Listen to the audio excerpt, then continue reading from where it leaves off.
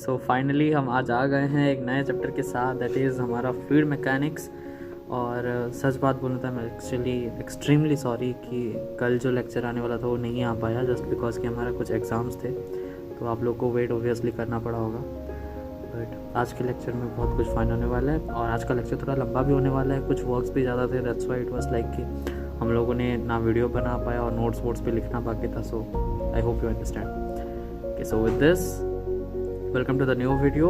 और आज हम पढ़ेंगे फ्लूइड मैकेनिक्स, और इसके बारे में हम बहुत कुछ अच्छे से चीज़ों को पता चला, जैसे हमारा जो वाटर बबल्स हैं वो हमेशा ऊपर क्यों आते हैं, देन एयर में जब बेसिकली रेन गिर रहा होता है तो वो इतना ऊपर से गिर रहा होता है, अगर हम उसका वेलोसिटी निकालें √2gh तो ओब्वियसली वो इतना हाइट से गिर रहा होता है, उसका वेलोसिटी बहुत ज़्यादा होना चाहिए। इतने वेलोसिटी के साथ जब वो हमें हिट करता है तो ओब्वियसली हम मर जाना चाहिए या फिर हमारे बॉडी में गड्ढे हो जाने चाहिए, पर ऐसा क्यों नहीं होता, इसके बारे में हम आज पढ़ेंगे। तो आज के लेक्चर के साथ बने रहिए, लेट्स सी।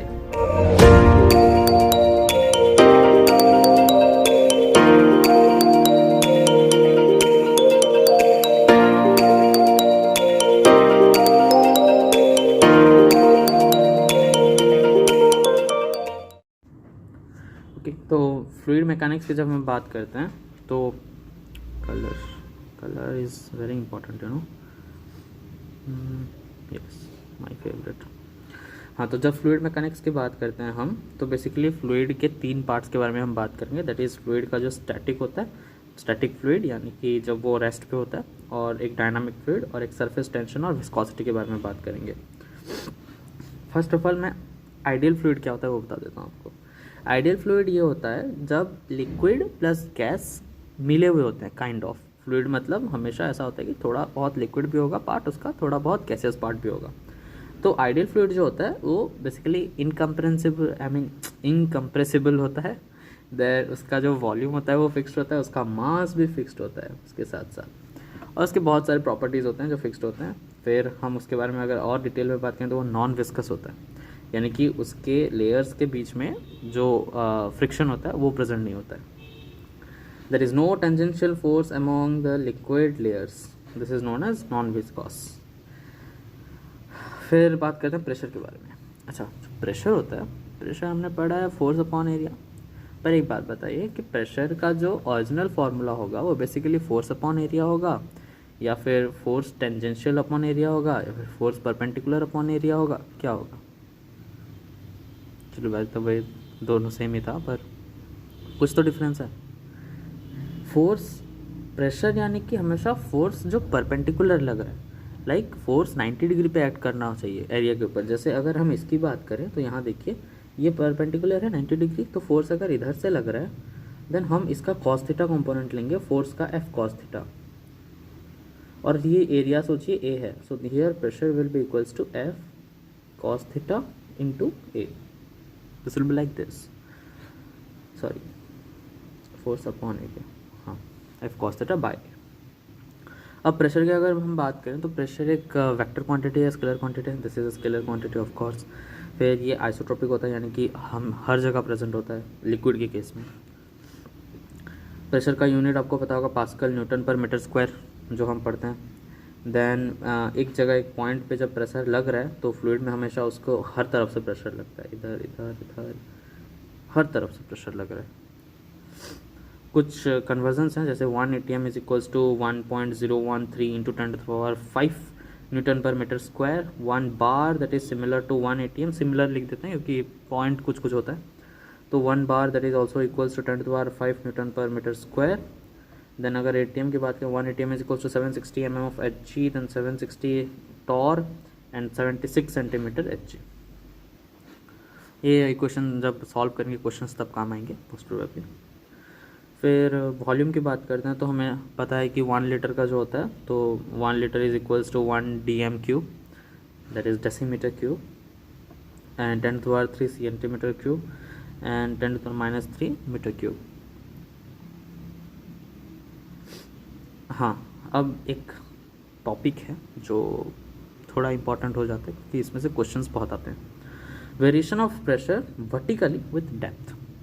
जब सरफेस में एक पार्टिकल को लें वाटर के और उसको थोड़ा नीचे ले आए तो पार्टिकल को थोड़ा ज़्यादा प्रेशर हैंडल करना पड़ता है, बिकॉज उसका जो इक्विलिब्रियम है वो थोड़ा कहीं ना कहीं डिस्टर्ब हो गया होता है।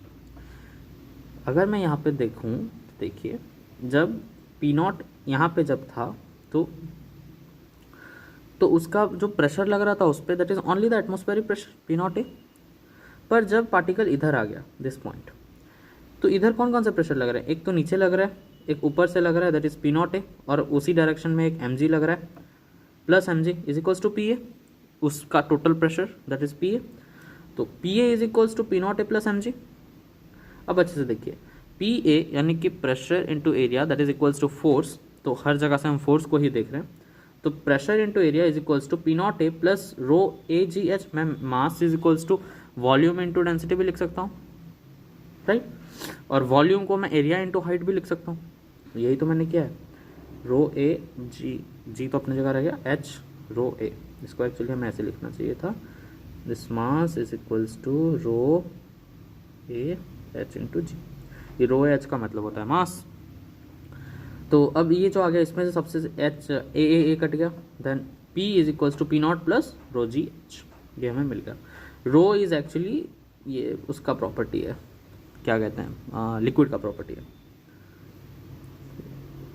Density of liquid into G H.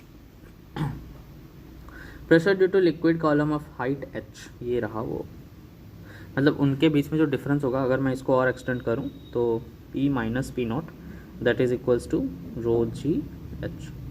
तो जो डेल्टा P होता है, delta P that is also equals to rho ji H, मतलब जो प्रेशर डिफरेंस होगा due to height that is rho ji H.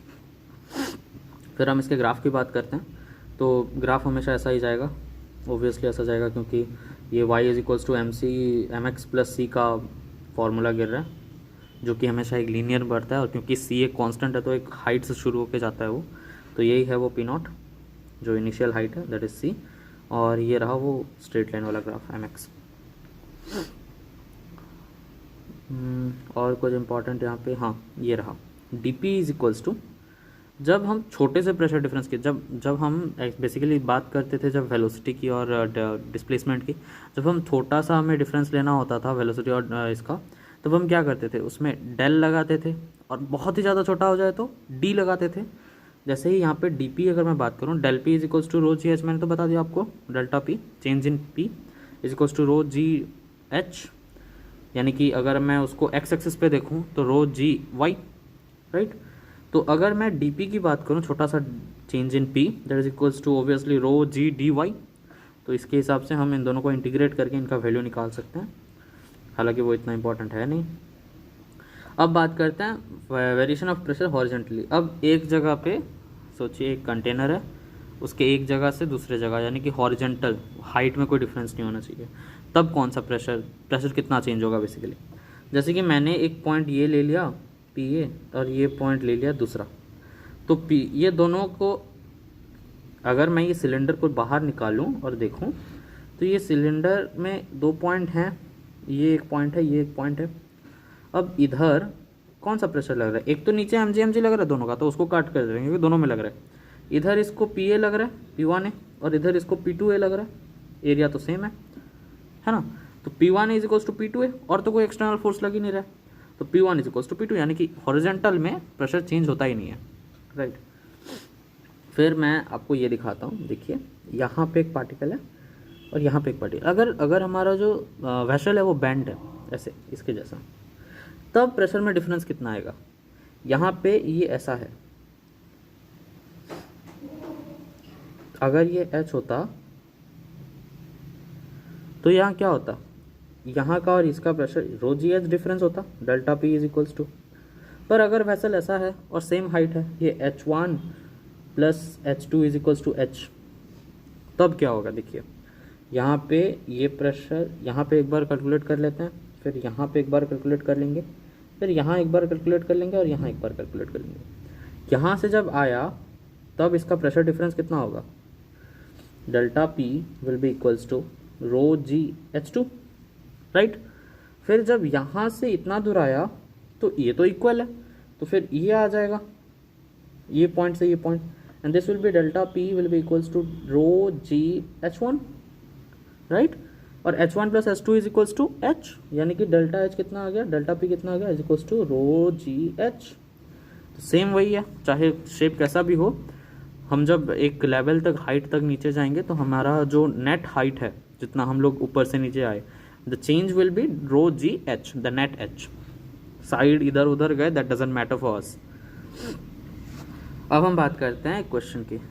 Equal mass of 3 liquid A, B, C are poured in 3 similar vessels if rho A is greater than rho B is greater than rho C, find। और ये options दिया गया। अच्छा, तो यहाँ हमें बताया गया है कि जो हमारा वेरिएशन है प्रेशर के साथ, दैट इज़ लाइक कि जो सॉरी क्या बोल रहा हूँ मैं, हाँ, तो इक्वल मास ऑफ 3 लिक्विड जो है हमारा ए बी सी, इन दोनों का हमें इक्वल मास लेना है। अगर हम इक्वल मास की बात करें तो बेसिकली होता क्या है, हमारा जो mass is equals to volume into density होता है। तो जिसका मास इक्वल है यानी कि उसका डेंसिटी कम है तो उसका वॉल्यूम ज़्यादा है, right. Are poured in 3 similar vessel, 3 similar vessel के साथ, 3 सिमिलर वेसल में उनको पोर किया गया। तो हमें पूछा गया है फाइंड, हमें इसमें से कौन सा होगा प्रेशर जो है डिफरेंस, वो इनमें से कौन सा होगा। Pressure of a is greater than pressure of b, pressure of b is greater than pressure of c, pressure of c is greater than pressure of b is greater than pressure of a, ऐसा पूछा गया। या फिर तीनों equal है पूछा गया, क्या होगा ये हमें पूछा गया। अच्छे से सोचिए, जब मास इक्वल है तो डेंसिटी आइदर बढ़ेगा, और अगर डेंसिटी बढ़ा तो उसका वॉल्यूम घटेगा, राइट। तो हमारे पास क्या है, जो फॉर्मूला है that is delta P is equals to rho ji H, right.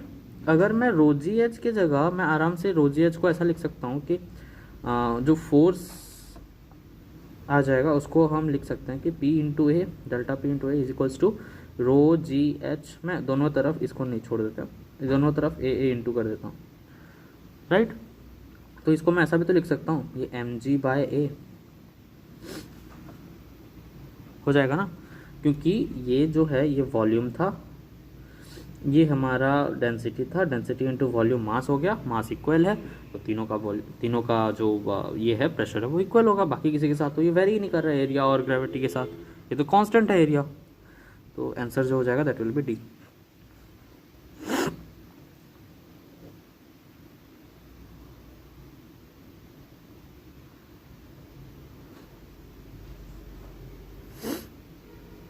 फिर हम आ जाते हैं कि ये रहा, a glass of water 1 litre has height 10 centimetre, base area 10 centimetre square and top area 30 centimetre square. ये जो ऊपर वाला है दिस इज 30 सेंटीमीटर स्क्वायर, नीचे वाला जो है that is 10 centimetre square. Then density और डेंसिटी ऑफ वाटर है ये basically is equal to 10 to the power 3। Find the force on bottom of the glass, ये तो आप निकाल देंगे, ये करने की ज़रूरत नहीं है, रोज याद लगा के। मैं ये सेकंड पॉइंट कर देता हूँ, find the force on water by side of glass. अगर मैं force on water by side of glass की बात करूं तो एक काम करते हैं हम, हाँ तो एक काम करते हैं हम, हाँ ऑप्शंस था क्या, ये ऑप्शंस तो नहीं है, छोड़ो। तो मैंने क्या किया ना,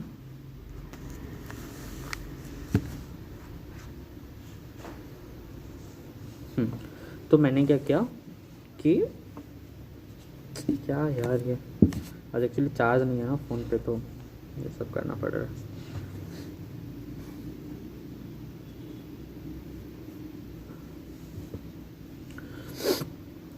हमें पता है कि इसका डेंसिटी दिया गया है, ये सब दिया गया है, तो हम जब ऊपर से नीचे तक का निकालेंगे तो ये तो इक्वल है, आराम से निकल जाएगा।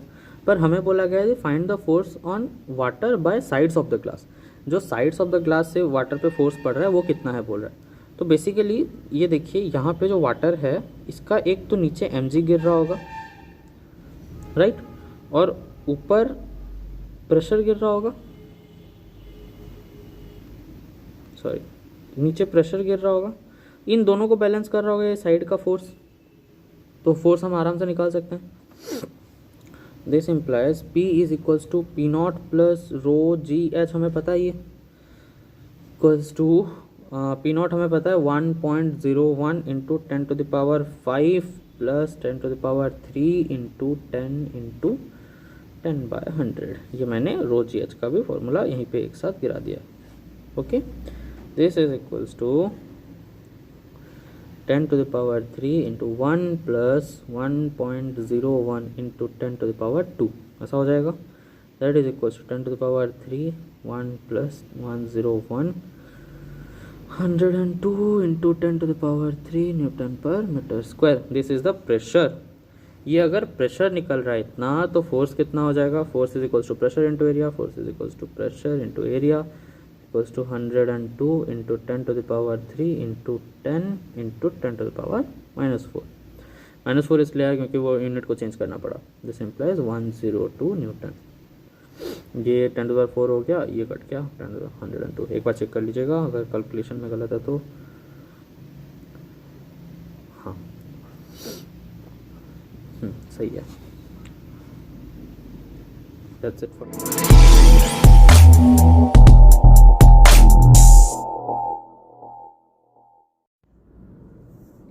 तो अब बात करते हैं हम वेरिएशन इन एक्सेलरेटेड फ्लूइड के बारे में. हमने स्टैटिक वाला पढ़ लिया. अब थोड़ा सा आ जाते हैं कि अगर हिल रहा है फ्लूइड, उसका जो वेसल है वो हिल रहा है तो क्या होगा. सोचिए अभी हम वर्टिकली की बात करते हैं. जब वर्टिकली ऊपर या नीचे जाएगा तब क्या होगा. तो जब सोचिए कि एक फ्लूइड है, उसके अंदर एक पानी का ग्लास है, उसमें पानी है. जब वो ऊपर जाएगा तो उसका जो इक्विलिब्रियम मेंटेन होगा, डायनामिक इक्विलिब्रियम, उसमें कौन कौन से फोर्स एक्ट करेंगे. एक उसका नीचे mg एक्ट करेगा, जैसे यहाँ पे लिखा गया, एक mg एक्ट करेगा.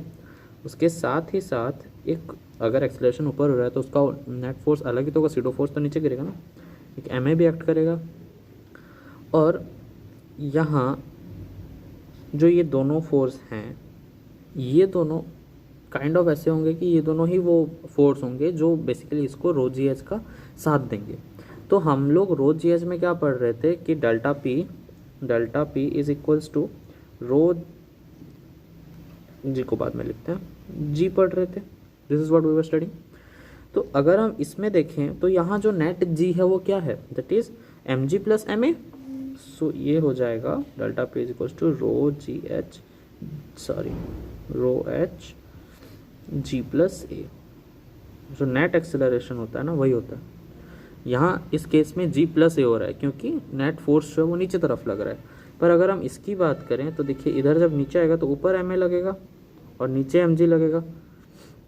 M G minus M A हो जाएगा, एम आगे आ जाएगा फिर से. So this will be equals to ये जी माइनस ए. जी और ए को माइनस कर देंगे. फिर एक नोट की बात करते हैं कि मतलब ये थोड़ा सा इंपॉर्टेंट बन जाता है क्योंकि अभी वर्टिकल्स ख़त्म हो चुका है तो हॉरिजॉन्टल की बात करने वाले हैं हम. In any free surface of liquid the resultant force on surface is always perpendicular to the surface. जब हम कोई भी लिक्विड की बात करें ना तो उसका जो सरफेस है और उसका जो नेट फोर्स है वो हमेशा परपेंडिकुलर रहते हैं.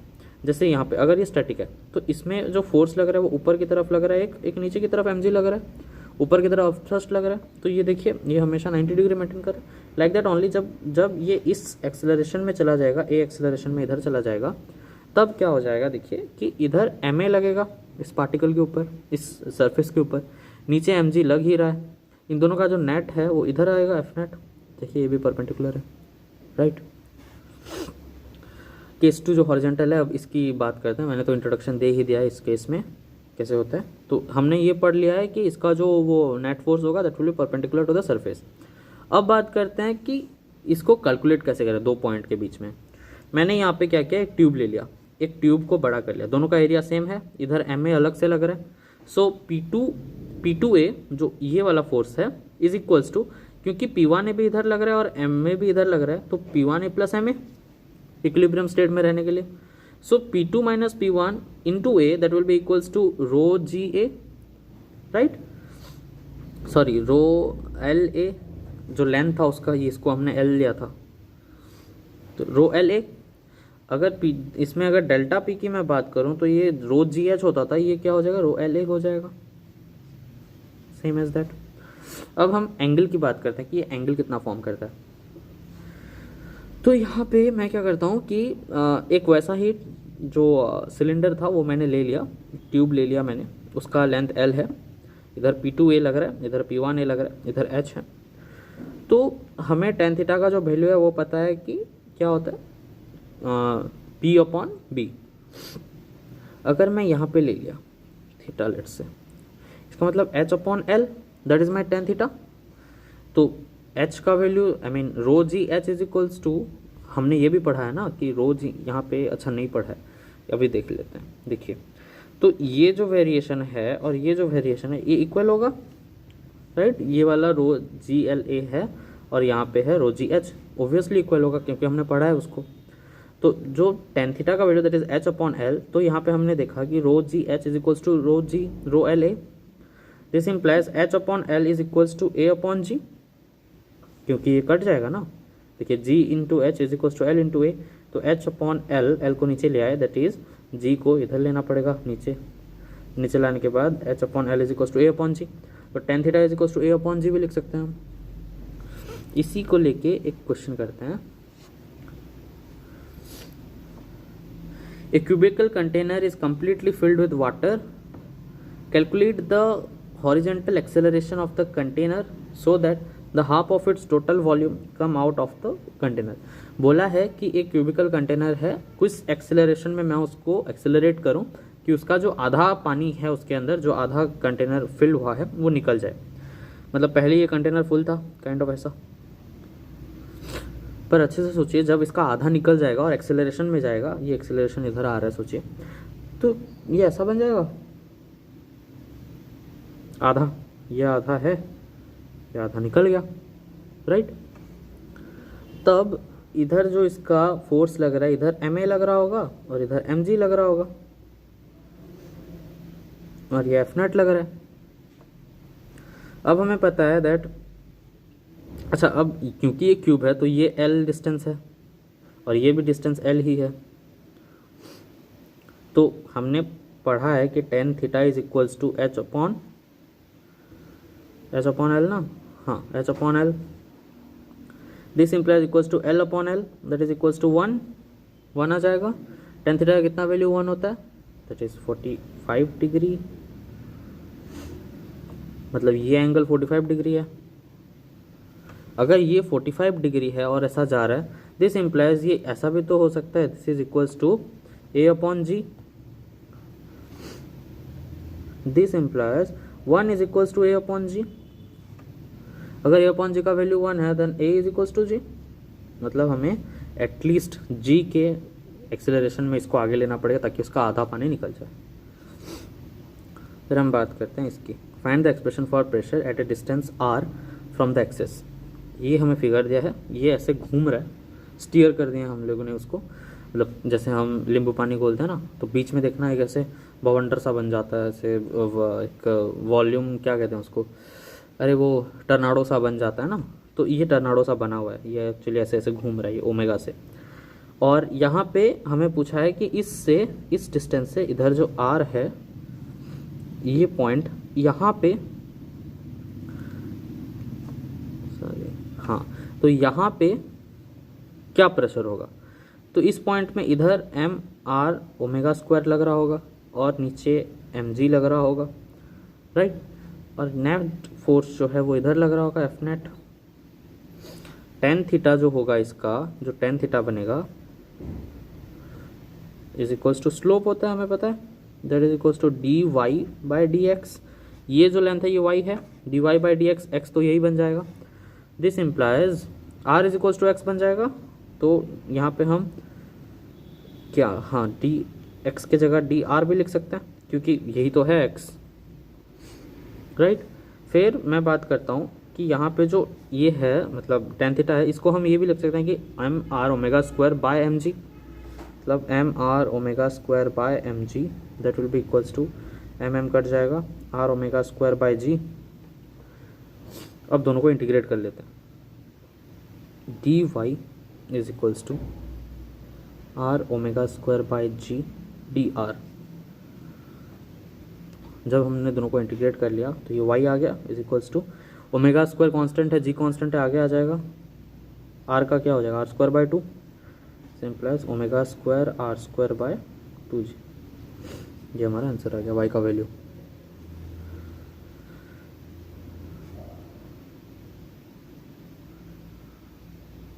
Find the expression for pressure बोला है अभी, तो हमें पता है कि y का वैल्यू इतना आ गया, तो जो डेल्टा पी हो जाएगा that will be equals to rho g y, this implies rho into ji into y का value omega square are square by 2g, g cut गया, this is rho omega square are square by 2, this is the expression for delta P.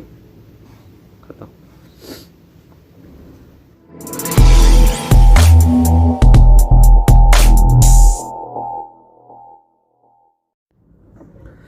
तो अब हम बात करने वाले हैं barometer के बारे में। तो बैरोमीटर जो है वो बेसिकली एटमॉस्फेरिक प्रेशर मेज़र करता है। बैरोमीटर मैनोमीटर दोनों को कवर करेंगे हम इस वीडियो में। देन ये बेसिकली टॉर्सिली ने दिया था। टॉर्सिली एक बहुत प्रोमिनेंट साइंटिस्ट हैं। उन्होंने क्या किया था, उन्होंने मर्क्यूरी का एक जार लिया, उसमें क्या किया, उन्होंने एक ट्यूब लिया, एक जो सिंगल साइड ओपन ट्यूब, उसमें उन्होंने मर्क्यूरी को भर दिया एंड देन उन्होंने क्लोज करके उंगली डाल के उसको उल्टा करके लगा दिया उसी मर्क्यूरी के जार के अंदर। जैसे यहाँ पे ये सेटअप में ये भी मर्क्यूरी है, ये भी मर्क्यूरी है। तब उन्होंने क्या देखा कि ऊपर से कुछ मर्क्यूरी ना नीचे आ गया, ऊपर से जो कुछ मर्क्यूरी हैं, ये जो गैप है ये हो गया।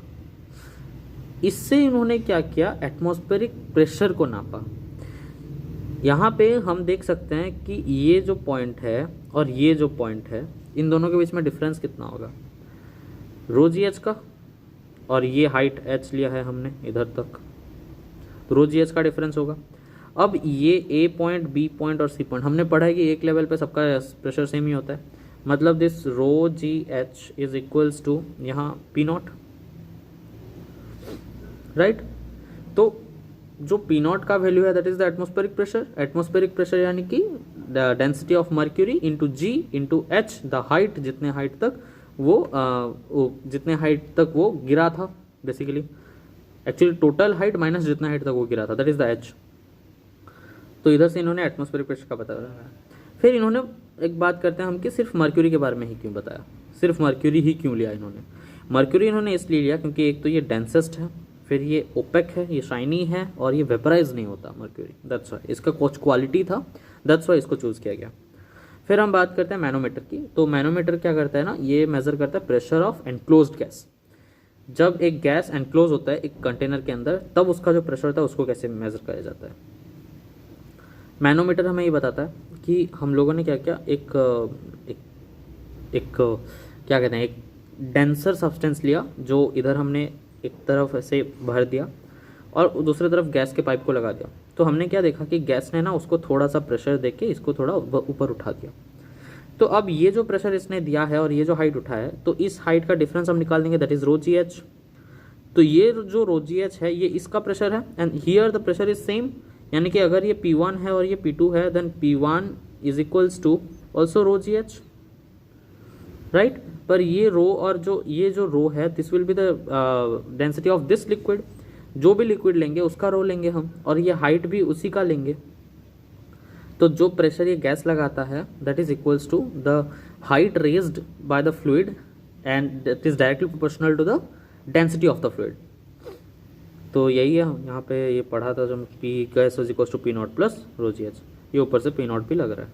हाँ, तो इधर ये delta P is equals to इतना हो जाएगा, और ये अगर सिर्फ इसका बात करें तो P is equals to P not plus rho ji H. पर एक बात याद रखिए, ये रो जो है गैस का नहीं है, ये वो लिक्विड का है जो हमने लिया था। और जो रो जी एच है इसको गॉस प्रेशर भी कहते हैं। फिर हम आ जाते हैं इसके यूट्यूब की तरफ। यूट्यूब जो हम जिसमें हम पढ़ रहे हैं वो नहीं।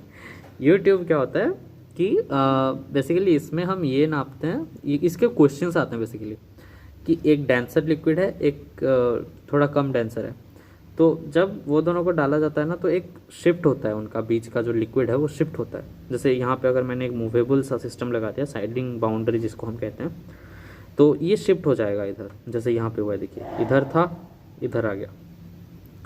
तो अब इसमें हम कैसे निकालें कि ये x का वैल्यू कितना है और यहाँ पे कितना हाइट में उठा है। x का निकाल देने से जितना ये नीचे आएगा उतना ही तो ऊपर जाएगा, क्योंकि इनकम्प्रेंसिबल है। तो हाँ, तो यहाँ पे हमने पहले क्या किया कि ऐसा कुछ हो गया हमारे पास सिस्टम, तो इसको हमने x ले लिया।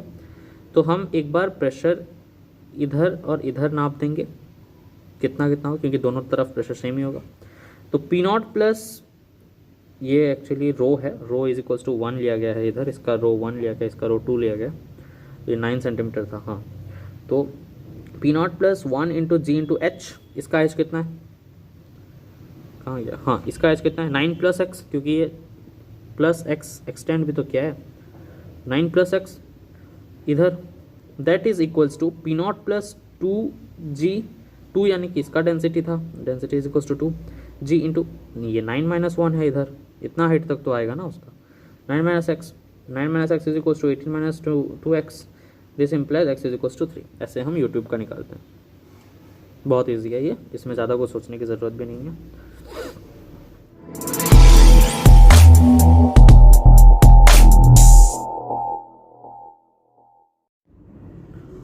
फिर हम बात करते हैं अपथ्रस्ट एंड बॉयंसी के बारे में। जब हम अपथ्रस्ट एंड बॉयंसी की बात करते हैं तो upthrust is basically a force जो कि एक लिक्विड लगाता है एक सॉलिड के ऊपर, जब वो सॉलिड उसके अंदर इमर्स्ड होता है।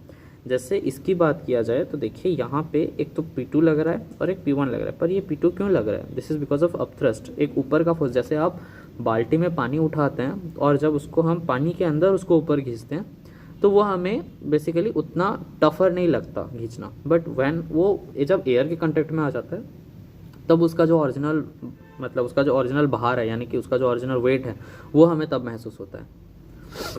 अगर मैं अपथ्रस्ट और बॉयंसी की फार्मूला के बारे में बात करूं तो अपथ्रस्ट का फार्मूला होता है v rho ji, v is basically the solid immersed volume of solid immersed, and rho जो होता है that is density of fluid, density of fluid ये सॉलिड के लिए होता है, ये फ्लूइड के लिए होता है, and g basically that is gravity. Net force on the cylinder by liquid that is equals to F2 minus F1 that is P2A minus P1A, ये नेट फोर्स है, ये इक्विलिब्रियम में है देन ऑब्वियसली। तो यहाँ से हम ये जान सकते हैं कि A into P2 minus P1 that is A rho ji h, a h is equals to हमें वॉल्यूम मिल गया, and volume is the solid of volume is basically the volume of solid, और density is density of fluid. फिर हम बात करते हैं एक क्वेश्चन के ऊपर आ जाते हैं, ये तो हमें सीधा पता चल गया कैसे निकला, ये उसका डेरिवेशन था कि दोनों तरफ ये सेम है, तो इस एरिया को कॉमन ले आए हम, इसको A into H is equals to volume निकाल दिए और वॉल्यूम को वहाँ पे पुट कर दिए। तो अब हम थोड़ा बात कर लेते हैं, हाँ तो अब हम आ जाते हैं इसके बारे में क्वेश्चन के ऊपर। यहाँ हमें बोला गया है कि देखिए ये 6 cm का टोटल है, पर ये 4 cm इसके अंदर इमर्स्ड है, और इसका जो एरिया है दैट इज़ 2 सेंटीमीटर स्क्वायर, और जो वाटर है वाटर का जो डेंसिटी है वो हमें दिया गया, दैट इज़ हमेशा एक ही होता है, rho is equals to 10 to the power 3। तो यहाँ हमें कुछ नहीं करना है, हमने फॉर्मूला पढ़ा है, हमने क्या पढ़ा, upthrust is equals to V rho ji, V is that volume of solid, rho is basically the density of liquid into G। तो वॉल्यूम ऑफ सॉलिड कितना हो जाएगा, वॉल्यूम ये एरिया इतना है, और जितना इमर्स्ड हुआ है, टोटल वॉल्यूम नहीं लेना है, जितना इमर्स्ड हुआ है उतना लेना है। तो कितना इमर्स्ड हुआ है 4 cm, this implies 2 into 4 into 10 to the power minus 6, 10 to the minus 6 इसलिए क्या, क्योंकि ये जो था हमारा cm में है, हमें मीटर में लेना है, into 10 to the power 3 into 10 that is 8 into 10 to the power minus 2 that is equals to 0.08 Newton।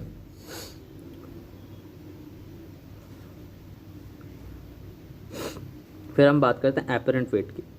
अच्छा, जब मैंने एक बाल्टी में पानी दिया और उसको बाल्टी को जब मैंने नीचे गिराया और पानी को उसके अंदर भर के जब मैं खींच रहा हूँ, तो जब तक वो सॉलिड की एयर के कांटेक्ट में नहीं आता तब तक मुझे क्यों उसका वेट कम लगता है, बिकॉज ऑफ अपथ्रस्ट, क्योंकि अपथ्रस्ट ज़्यादा लग रहा है, क्योंकि जो mg है ऊपर मैं फोर्स लगा रहा हूँ और अपथ्रस्ट भी फोर्स लगा रहा है, पर जब वो एयर के कांटेक्ट में आ जाता है तब क्या वो अपथ्रस्ट का फोर्स उतना रहेगा, नहीं रहेगा, क्योंकि अपथ्रस्ट डेंसिटी के साथ भी डायरेक्टली लिंक्ड है, एयर का डेंसिटी वाटर की डेंसिटी से बहुत कम है।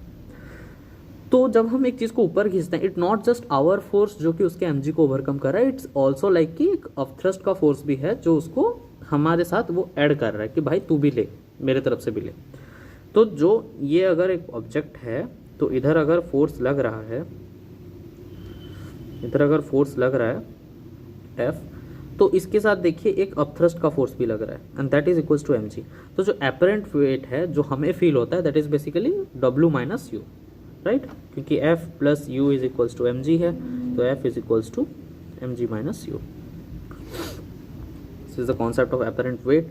फिर हम आ जाते हैं आर्किमेडीज प्रिंसिपल पे। आर्किमेडीज प्रिंसिपल ना कुछ नई चीज़ नहीं है पर कुछ अलग सा है, कुछ कुछ लाइक जो दिमाग को चमका दे टाइप्स ऑफ, ऐसा ऐसा कुछ चीज़ है।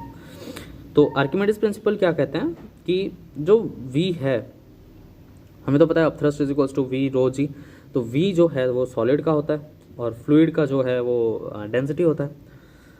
तो इन्होंने क्या किया कि एक कंटेनर के अंदर एक बॉक्स को डिप कर दिया और उससे जितना वॉल्यूम वाटर का साइड हो गया, मतलब देखिए अगर आप कोई भी चीज़ को वाटर के अंदर डिप कर रहे हैं तो उसका जो वॉल्यूम है वाटर का वो बढ़ेगा क्योंकि इतना वॉल्यूम ऐड भी हुआ है। तो जो वॉल्यूम ऑफ फ्लूइड डिस्प्लेस्ड हुआ, इन्होंने कहा कि जो अपथ्रस्ट है that is equals to the volume of fluid displaced into density of fluid into g. इन्होंने टोटल अपथ्रस्ट का जो वैल्यू था उसको प्रॉपर फ्लूइड के रेस्पेक्ट में ले आए।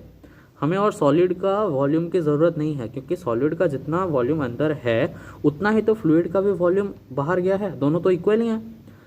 जब मैं इसका जितना वॉल्यूम है जब मैं उसको डाल दूंगा तो फ्लूइड का जो वॉल्यूम रेज होगा ऊपर, थोड़ा तो ऊपर आएगा ना वो, तो वो और इसका वॉल्यूम तो सेम ही है। वॉल्यूम तो किसी चीज़ पर डिपेंड ही नहीं कर रहा है। जितना वॉल्यूम का स्पेस वो निकाल रहा है उतना ही अपथ्रस्ट फोर्स उस पर लग रहा है। तो इन्होंने ये बताया। अब इन्होंने बताया कि वॉल्यूम इंटू रो, दोनों फ्लूइड के हैं, volume into rho is equals to हमने क्या पढ़ा था, मास।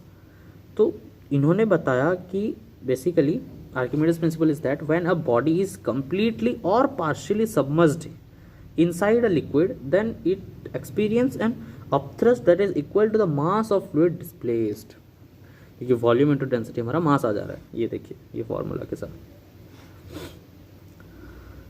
हाँ, तो ये एक इंपॉर्टेंट चीज़ है कि ये भी फ्लूइड का होगा अब आर्किमिडीज प्रिंसिपल के हिसाब से, और ये भी फ्लूइड का होगा, और जी तो सबका होगा। लॉ ऑफ फ्लोटेशन की बात करते हैं। लॉ ऑफ फ्लोटेशन का मतलब होता है ऐसा क्या क्या कंडीशन चाहिए एक चीज़ को फ्लोट करने के लिए। एक तो ये होना चाहिए कि सॉलिड का जो डेंसिटी है वो कम होना चाहिए लिक्विड की डेंसिटी से, तभी वो फ्लोट करेगा, वरना नीचे गिर जाएगा। फिर जो एफ नेट है वो जीरो होना चाहिए, इक्विलिब्रियम में रहना चाहिए। Weight of body is equals to upthrust, ये हमने पढ़ा, ये होना चाहिए पर हर केस में नहीं। ये किस केस में नहीं होगा, जब वायर प्रेजेंट होगा, ऊपर से एक टेंशन भी गिर रहा है, तब this is not equals to that. फिर ये weight of body equals to weight of fluid displaced by the body, ये भी हमेशा नहीं होगा, कुछ जगह होगा। तो इसमें हम राइट और रॉन्ग इसलिए मार देते हैं, नॉट ऑलवेज, बिकॉज जब टेंशन आ जाएगा, जब एक बॉडी है उसके ऊपर टेंशन लग रहा है तब वो नहीं होगा। और फिर हम बात करें condition of floating. Condition of floating की बात करें तो यहाँ हमें ये देखने को मिलता है कि डेंसिटी ऑफ फ्लूइड है वो हमेशा ज़्यादा होना चाहिए, डेंसिटी ऑफ जो सॉलिड है वो कम होना चाहिए। What if density of solid equals to density of fluid, इसको कहते हैं लिमिटिंग फ्लोटिंग। जब density of solid density of fluid एक जैसा हो जाए, दोनों सेम हो जाए, तब क्या होगा, देखिए नॉर्मल केसेस में क्या होता है कि ऐसा होता है, इधर तक फ्लूइड है, इधर तक फ्लूइड है, राइट, ऐसा ये फ्लोट कर रहा है, ये सोचिए एक्स डिस्टेंस है, फ्लोट कर रहा है। पर जब ये हो जाएगा ना, density of solid is equal to density of fluid, तब ये भाई साहब इधर आ जाएंगे, एकदम इधर टिप पे फ्लो करेगा। अब ऐसा नहीं कि फ्लोट नहीं करेगा, करेगा पर इधर फ्लोट करेगा। ये एक्स का value is very similar to zero, ये x is very similar to zero हो जाएगा, एकदम टिप पे फ्लोट करेगा, थोड़ा सा भी प्रेशर गिरा नीचे चला जाएगा।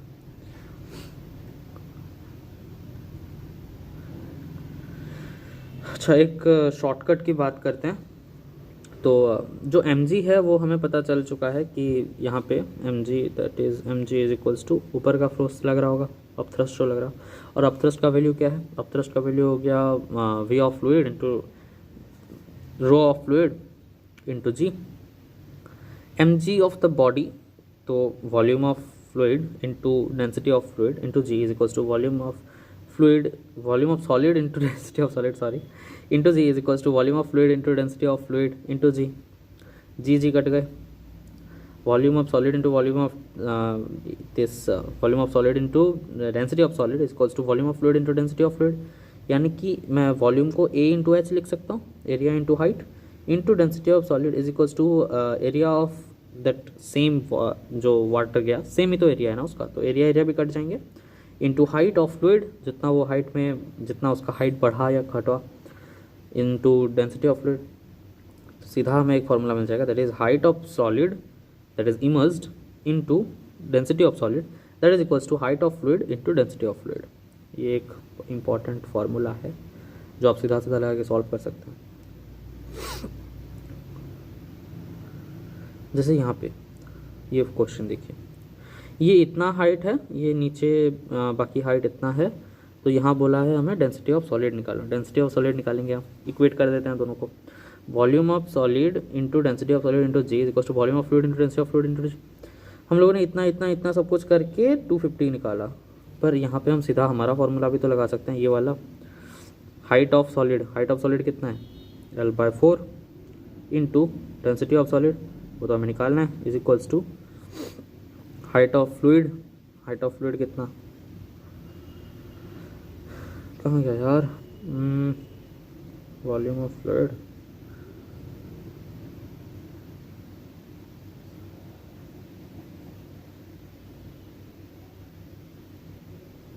हाँ तो ये L into volume, density of fluid कितना है इंटू 10⁻3, L कट गया, density of solid equals to 10⁻³ यही तो है sir, 10⁻³ that is equals to 250। सीधा सीधा निकल गया हमारे फॉर्मूले से।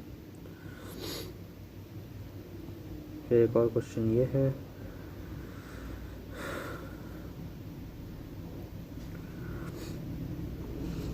यहाँ बोला है find the elongation in string. ये जो x का वैल्यू है ये हमें निकालना है। इसका अगर हम इक्विलिब्रियम की बात करें तो इसको मैंने इक्विलिब्रियम में रख दिया पॉकेट को। नीचे हमारे पास W लग रहा है, ऊपर हमारे पास kx लग रहा है और ऊपर अपथ्रस्ट लग रहा है, मतलब kx plus upthrust is equals to mg। तो मैं यहाँ x इज इक्वल्स टू यहाँ मैं kx is equals to mg यानी कि w लिख देते हैं इसको, वेट w माइनस u लिख सकता हूँ, upthrust. This implies x is equals to w minus u by k, implies x is equals to mg minus v, ये अपथ्रस्ट का फॉर्मूला हमने लगा दिया, into g by k। This implies x is equals to yes rho s g minus F rho F G by K। अब इसको formula है, इस पे आप पुट कर सकते हैं, that is x is equals to G common ले आते हैं, VS rho S minus VF rho F by K। सारे फॉर्मूले का वैल्यू दिया गया, K का वैल्यू है हमारे पास, H का वैल्यू है, R का वैल्यू है, सब का वैल्यू है, यहाँ पे पुट करके आप आंसर निकाल सकते हैं। ये एक अच्छा क्वेश्चन है। इस क्वेश्चन में हमें बताया कि एक रॉड है जिसको हमने रखा एक स्ट्रॉ जैसा, तो जब हमने स्ट्रॉ को लगाया तब क्या हुआ कि ये स्ट्रॉ पूरा यहाँ पे ढका नहीं है, एक एंगल फॉर्म करके रह गया। तो यहाँ पे वो एंगल कितना है हमें ये पूछा है। तो यहाँ पे जब हम बात करते हैं तो देखिए, ये जो हमारे पास लेंथ है इसका वो 1 मीटर दिया गया है, जो डेंसिटी है of solid that is 0.5 into 10⁻3, और क्या है और कुछ नहीं, बाकी इतना। इसको हम बाय फोर्स के हिसाब से एक बार देखते हैं। अगर मैंने फोर्स लगाया तो नीचे n cos थीटा लगेगा plus u is equals to w होगा।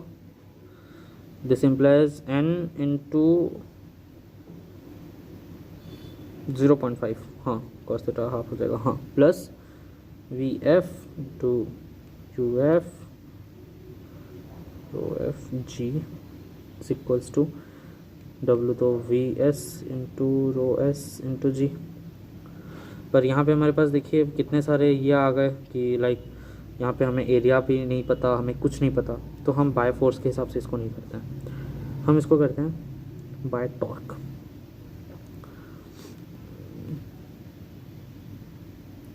बाय टॉर्क से सॉल्व करते हैं। अगर मैं बाय टॉर्क से सॉल्व करने जाऊँ तो मैं इसको पॉइंट ले लेता हूँ, और ये जो है ये मुझे पता है ये L/2 है, और ये U जो होता है वो हमेशा सेंटर ऑफ ग्रेविटी पे नहीं लगता, ये लगता है सेंटर ऑफ जो वाटर होता है ना जिस हाइट तक, उसके सेंटर पे लगता है, मतलब यहाँ पे कहीं, इसीलिए ये अलग अलग पॉइंट पे लग रहा है। तो ये टॉर्क क्या हो जाएगा, W into L by two sine theta is equals to U into Y by two, ये y है हाइट, इसका हाइट हमने y लिया है ना, ये 0.5 मीटर दिया है ऑलरेडी, सॉरी हाँ इतना दिया है तो ठीक है। तो इसमें हमें y बाय टू ले लिया into sine theta, this implies a into 0.5 into 10 to the power 3 into g into l is equals to a y 10 to the power 3 g y। 0.5 ये कट जाएगा ना, एरिया कट गया, और ये 10 to the power 3 cut गया, g cut गया, 0.5 into 1 is equals to 5 square, y is equals to 0.5। हमें निकालना क्या था, हमें निकालना है थीटा का वैल्यू। अब ये हमारे पास आ गया, इसको मैं बड़ा करके बना रहा हूँ, ये हमारे पास आ गया 0.5 मीटर और ये आ गया रूट अंडर 0.5, तो ये 1/√2 हो जाएगा sir. cos theta is equals to 0.5/0.5 नहीं सॉरी 1/√2 ही हो जाएगा, रूट ना, यानी कि 1/√2 cos थीटा का वैल्यू निकल गया। That's it.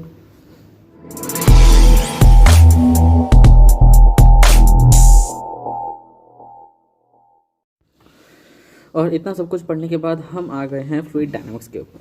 फ्लूइड डायनामिक्स की बात करें तो ये बेसिकली आइडल फ्लूइड फ्लो में होता है, अरे यार हाँ अब आ गया, हाँ तो ये बेसिकली आइडल फ्लूइड फ्लो में होता है। आइडल फ्लूइड मतलब हमें पढ़ा था इनकम्प्रेसिबल होता है, इसका जो विस्कोसिटी होता है वो बिल्कुल नहीं होता। देन ये जो होता है इरेशनल, यानी कि क्या यार जैसे भी लिख देना, हाँ यानी कि इसका जो एंगुलर वेलोसिटी होता है वो ज़ीरो होता है और इसका जो एंगुलर मोमेंटम होगा वो भी इसके साथ ही साथ ज़ीरो ही होगा। फिर हम बात करते हैं स्टेडी फ्लो की। स्टेडी फ्लो या फिर स्ट्रीमलाइन फ्लो उसको कहते हैं जब एक पॉइंट में कोई वेलोसिटी जा रहा है, पास कर रहा है, तो दूसरे पॉइंट से भी सेम वेलोसिटी पास करेगा। मतलब यहाँ पे एक पॉइंट है, यहाँ पे एक पॉइंट है, इन दोनों पॉइंट से एक पॉइंट ऑफ वेलोसिटी, एक पॉइंट ऑफ पार्टिकल वहाँ से पास किया तो दूसरे पॉइंट से भी ज़रूर पास करे, that is known as streamline flow. और स्टेडी फ्लो कहते हैं उसको हम, एक पर्टिकुलर वेलोसिटी से पास कर रहा हो। At any point in the space the velocity of the fluid molecules remains constant with time, any particle will flow the path of the previous particle. अच्छा ये दोनों जो चीज़ हैं ये एक्चुअली डिफाइन करते हैं स्टेडी फ्लो को। एक तो ये है कि इनका जो वेलोसिटी वो कांस्टेंट होगा एंड ये दोनों एक कांस्टेंट स्पीड में जाएंगे। दूसरा any particle will follow the path of the previous particle, जो पहला पार्टिकल गया उसका प्रीवियस पार्टिकल उसी का पाथ फॉलो करेगा। और अगर वेलोसिटी का डायरेक्शन देखना है किसी भी कर्व पे तो उसके ऊपर हम टेंजेंट बना देंगे, जैसे यहाँ पे हमने बनाया है VA, दिस इज VB। फिर हम बात करते हैं इक्वेशन ऑफ कंटिन्यूटी के ऊपर। Equation of continuity ideal gas में होता है और या फिर स्ट्रीमलाइन फ्लो के कह सकते हैं हम। तो यहाँ पे हमें ये जानने को मिलता है कि जो वेलोसिटी का जो डिफरेंस होता है इस यहाँ जैसे यहाँ पे, तो ये एरिया के साथ एक तो वेरी करता है और एक तो वॉल्यूम के साथ वेरी करता है। तो ये जो AV होता है ना, एरिया इंटू वॉल्यूम, ये हमेशा कॉन्स्टेंट रहता है। जैसे रेट ऑफ फ्लो की बात करूँ that is equals to volume flown in 1 second AV। So ये रेट ऑफ फ्लो है हमारा AV, ये इंपॉर्टेंट है, ये जान लीजिए। और जो V है that is indirectly proportional to area obviously, क्योंकि AV is equals to constant है तो AV is equals to constant upon area हो जाएगा। हम यहाँ पे एक क्वेश्चन की बात करते हैं। यहाँ पे हमें एक क्वेश्चन दिया गया है, हाँ ऑप्शन सही है, सही है। तो यहाँ पे एक क्वेश्चन दिया गया है कि ये जो है यहाँ पे इसका वेलोसिटी है 0.5 मीटर पर सेकेंड, ये जो है D दैट इज़ 8 mm और यहाँ ग्रेविटी दिया है, ये हाइट इतना है, हमें रेंज निकालना है। अब रेंज निकालना है, यहाँ का जो आंसर हो जाएगा दैट इज़ लाइक कि A1 B1 is equals to A2 B2, जैसे हमने पढ़ा क्योंकि ये कॉन्स्टेंट रहता है। तो π8 का square into 0.5 is equals to π2 का square into V2। So 64 into 1/4 is equals to 4 into V2। This implies V2 is equals to 4 metre per second आएगा। ये आप एक बार चेक कर लीजिएगा, बाकी सब तो फार्मूला अगर आ गया तो ये तो पुट करना बहुत ईजी था आपके लिए। फिर हम आते हैं बर्नौलीज़ थ्योरम के ऊपर। बर्नौलीज़ थ्योरम क्या है? बर्नौली ने एक अपना थ्योरम दिया था जिसमें उन्होंने एक्चुअली बताया था कि जब एक प्रेशर जो होता है ना, प्रेशर डिफरेंस होता है, वो हमने पढ़ा है ρGH होता है। पर जब एक हाइट और दूसरे हाइट के ऊपर नापते हैं, जब वो फ्लो कर रहा है तब उसका प्रेशर क्या हो जाएगा वो उन्होंने बताया था। यहाँ पे ये कहते हैं कि जब जब हमारा पास स्टैटिक था तब तो ये हम लोग लगा दे रहे थे डेल्टा पी का वैल्यू, पर यहाँ डेल्टा पी का वैल्यू वो नहीं रहेगा, अब अलग हो जाएगा क्योंकि ये मोशन में है। जब ये मोशन में है और इसका एरिया अलग अलग हो गया तब क्या हो गया, इसका जो वैल्यू आता है that is P1 into rho ji h one plus half rho V1 square equals to P2 into rho ji h two plus half rho V2 square. P plus rho ji h one is equals to half rho V square जो होता है ये basically constant होता है। ये total energy of the following होता है basically, जो P प्लस रो जी h plus half rho V square होता है वो। यहाँ पे आप अच्छे से देख सकते हैं कि जो रो जी एच है ये हमें kind of m g h जैसा लग रहा है, दैट इज़ हमारा potential energy, and half rho V square जो है that is basically half m V square जैसा लग रहा है, दिस इज काइनेटिक एनर्जी। तो बेसिकली यहाँ पे सारे एनर्जी को फिक्स किया है, that's why it is known as total energy, और ये कंजर्वेशन ऑफ एनर्जी के ऊपर भी बेस्ड है।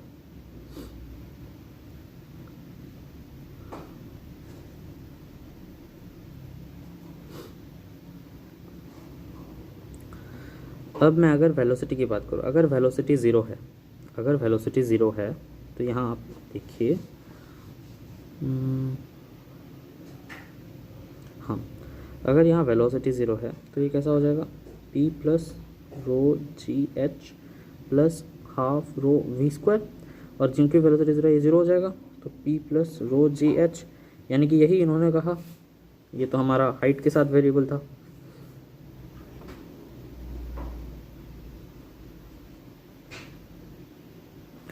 यही तो इन्होंने कहा कि जब हम स्टैटिक में रहते हैं तब हम ये फार्मूला लगाते हैं, पर जब हम स्टैटिक में नहीं हैं, जब फ्लो कर रहा है फ्लूइड, तब फार्मूला चेंज हो जाएगा, दैट इज़ ये हो जाएगा, राइट।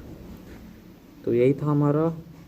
फिर हम आ जाते हैं law of conservation of energy के ऊपर। Law of conservation of energy, flowing fluid, flowing fluid तीन तरह के होते हैं, और इसमें जो एनर्जी होता है वो तीन तरह का होता है। एक होता है हमारे पास प्रेशर एनर्जी, प्रेशर एनर्जी मतलब वो P पहला वाला, फॉर्मूले में जो पहला वाला टर्म है this is pressure energy. Then हमारे पास आता है पोटेंशियल एनर्जी, देन हमारे पास आता है काइनेटिक एनर्जी। जो प्रेशर एनर्जी होता है work done by pressure that is equals to PAX, obviously pressure into displacement that is PAX, and जो कुछ क्या, दैट्स फाइन, नो इश्यूज।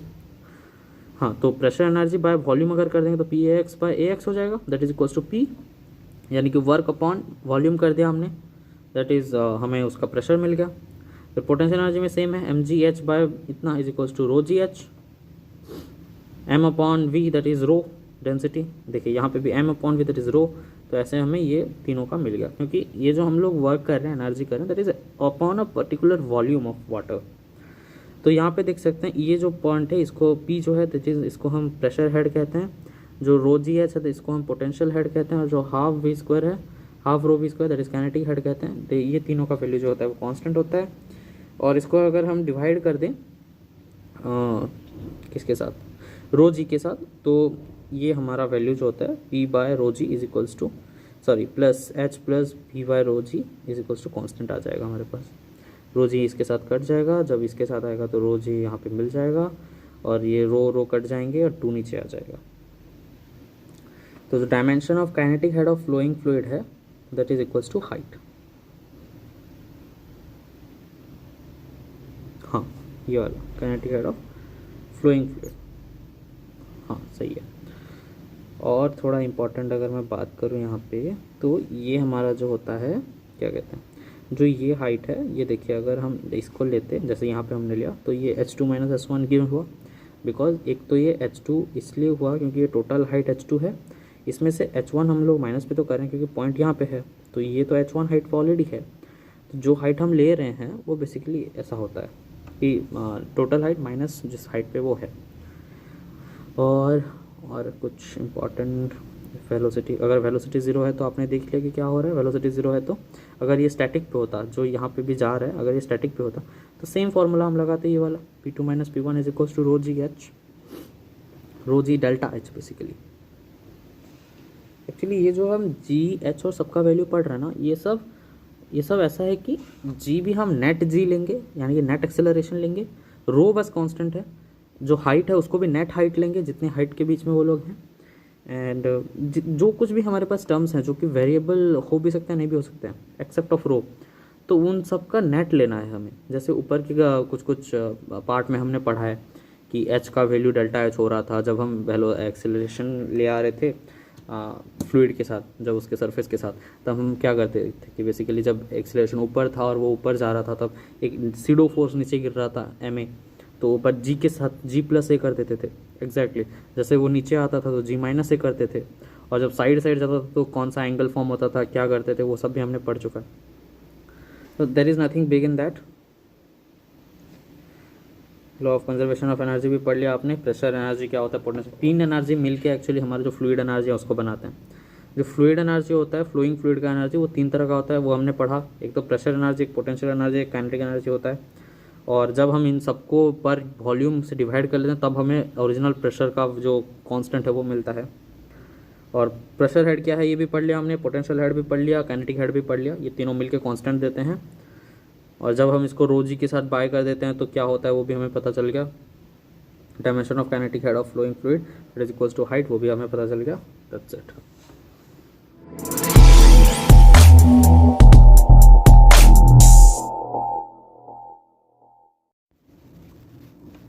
अब हम बात करते हैं वेंचुरीमीटर की। वेंचुरीमीटर मतलब जो एक्चुअली मेज़र करता है rate of flow of liquid through a tube को। तो ये basically flow, speed of flow of liquid की बात करते हैं। तो हमने पढ़ा था कि speed, rate of flow of liquid जो होता है वो एरिया इंटू वॉल्यूम होता है। मैंने बताया था ये इंपॉर्टेंट है, याद रखिए। कैमरा एंगल, हाँ अब सही है ना। या तो हमने क्या किया कि एक पहले हमने ज़्यादा एरिया का ट्यूब लिया, उसको फिर छोटा एरिया कर दिया, और ऊपर एक हम लोगों ने टनल्स बना लिए थे। तो हमने देखा जहाँ पे एरिया ज़्यादा था उसका जो हाइट था मीटर का, ये अगर मीटर है तो इस हाइट में ये ज़्यादा हाइट उठा था और यहाँ पे ये कम हाइट उठा था, जबकि इसका वेलोसिटी v2 का ऑब्वियसली ज़्यादा होगा और v1 का कम होगा, ये हमें पता है पहले से। तो इसमें अगर हम अपना थ्योरम लगाएं तो जैसे कि था p1 plus half rho v1 square is equals to p2 plus half rho v2 square. तो हमें पता चला कि p1 माइनस p2 जो that is equals to rho ji h होता है। फिर हमने यहाँ पे हाफ रो को ले आया और v2 माइनस v1 लगाया, यानी कि हमें मिला कि जो v1 और v2 के का स्क्वायर का जो डिफरेंस है v1 square minus v2 square that is equals to 2gh, right. मतलब इक्वेशन ऑफ कंटिन्यूटी से हमें ये पता चला कि इक्वेशन ऑफ कंटिन्यूटी हम पढ़ चुके हैं, that is v1 a1 v1 is equals to a2 v2। ये लगाने के बाद हमें पता चला कि जो वेलोसिटी यहाँ पे होगा और जो वेलोसिटी यहाँ पे होगा उन दोनों का वैल्यू क्या होगा। जैसे कि यहाँ देखिए, जैसे ही मैंने ये लगाया v2 माइनस v1, तो यहाँ मैं v1 के जगह ये पुट कर सकता हूँ, v2 के जगह मैं पुट कर दिया कि v1 इधर आ गया, v1 into a1 by a2। तो यहाँ पे देखिए v1 square into v2 by v1 का whole square minus 1 is equals to 2gh। ये सही है। ये डेरिवेशन, ये सब डेरिवेशन है, इसको ज़्यादा दिल पे नहीं लेना है। तो आपको बस ये याद रखना है, v1 square is equals to 2gh by a1 square minus a2 square into a2 square. तो हमें v1 का वैल्यू ऐसे मिल जाता है, that is root under 2gh by a1 square minus a2 square into a2, और v2 का जो वैल्यू है वो हमें मिल जाता है, that is a1 into root 2gh by a1 square minus a2 square.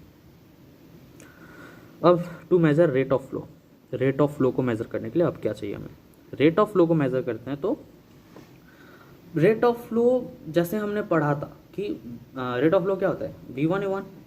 तो अभी हम अगर सोचिए कि मुझे सीधा यहाँ से ही पता लगाना है कि v2 का वैल्यू कितना होगा, अगर मुझे एरिया पता है तो यहाँ से मैं सीधा इसका फॉर्मूला लगा सकता हूँ ना, a1 v1 equals to a2 v2। और v2 का जो वैल्यू हमने यहाँ पे निकाला इक्वेशन 1 और 2 से, यहाँ पे मैं डायरेक्टली पुट कर सकता हूँ। तो ये ऐसा हो जाएगा कि a2 इंटू a1 का square, sorry a2 into a1 into 2gh by a1 square minus a2 square, सीधा मैं पुट कर दूंगा। और a2 v2 is equals to a1 into v2, और v1 का फॉर्मूला मुझे पता है a2 into root under 2gh by a1 square minus a2 square. तो इससे हम सीधा v1 v2 का वैल्यू निकाल सकते हैं। ये एक शॉर्टकट है, ये अगर मैं बताऊँ तो ये एक शॉर्टकट है इसको निकालने का। जब सारी चीज़ें जब स्टैटिक में थी ना तब वो बहुत इजी था, a1 v1 equals to a2 v2 कर देते थे, delta p is equals to rho ji h कर लेते थे। पर जब ये डायनामिक में आ गया ना तब ये पार्ट थोड़ा हार्ड हो जाता है, इसके फॉर्मूलेज याद रखना बहुत मुश्किल है। तो इसको आप ज़्यादा फोकस करिए कि फॉर्मूले याद हो जाएं, वरना तो इसमें से ज़्यादा टफ क्वेश्चन आते भी नहीं है। Speed of efflux, speed of efflux मतलब जब यहाँ से जा रहा है पानी और यहाँ से निकल रहा है, तो इसका जो स्पीड होगा ना, कौन से स्पीड से ये निकलेगा एक तरफ से, कि ऊपर से प्रेशर आएगा, आपको तो पता है, जैसे निकलता है बोतल में एक छेद कर दिया नीचे तो वहाँ से पानी निकलना शुरू हो जाता है, तो वो स्पीड कितना होगा वो हमें जानना है।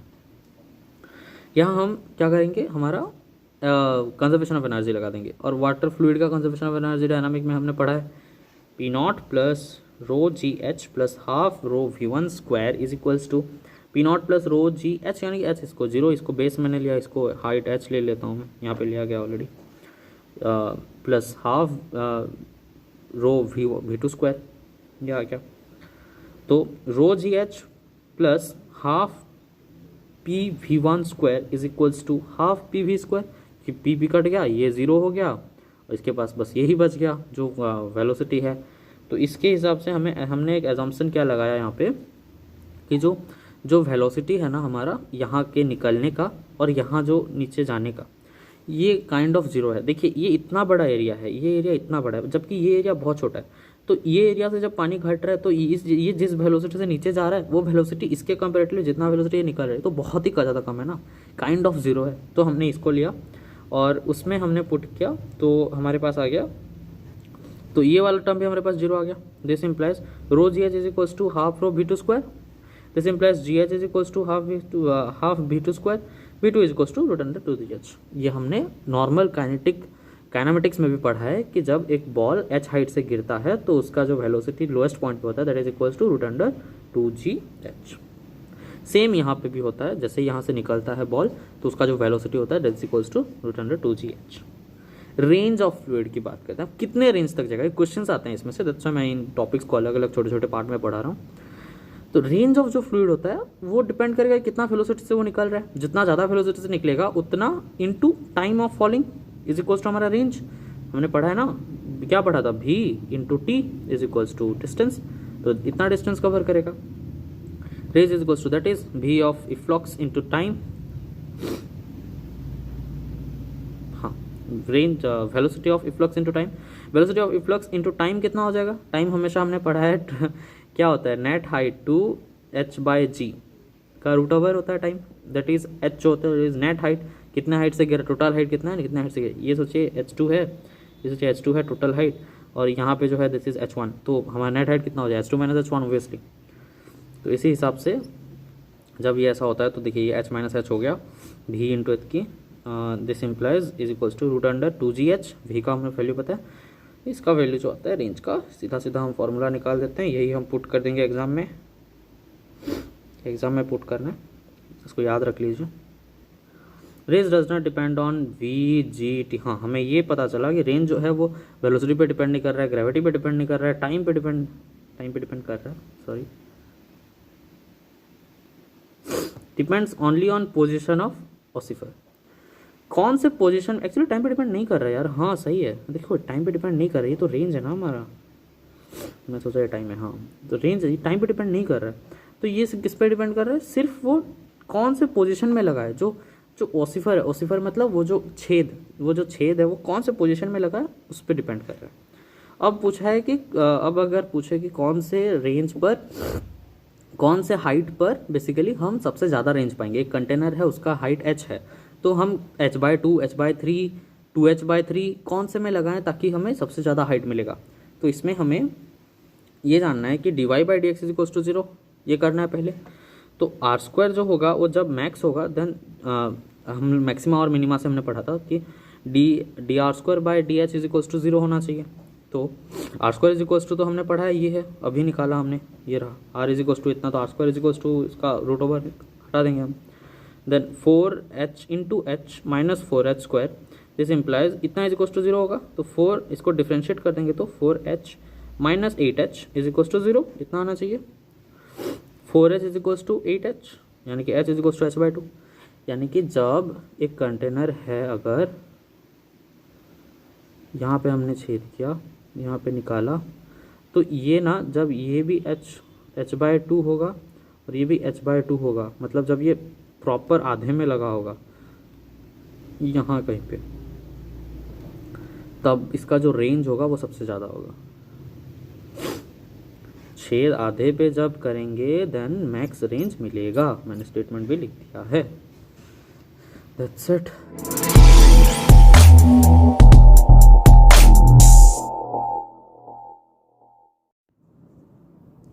ओके, तो अब हम आ जाते हैं विस्कोसिटी के ऊपर। विस्कोसिटी मतलब जो विस्कस फोर्स होता है, जो एक के ऊपर दूसरा लिक्विड जब जाता है तो जो एक लेयर दूसरे लेयर को जो फोर्स होता है that is known as viscous force. तो basically this is a friction force. तो फ्रिक्शन वेलोसिटी, एक तो ये हमने पढ़ लिया विस्कस फोर्स क्या है, विस्कोसिटी क्या है।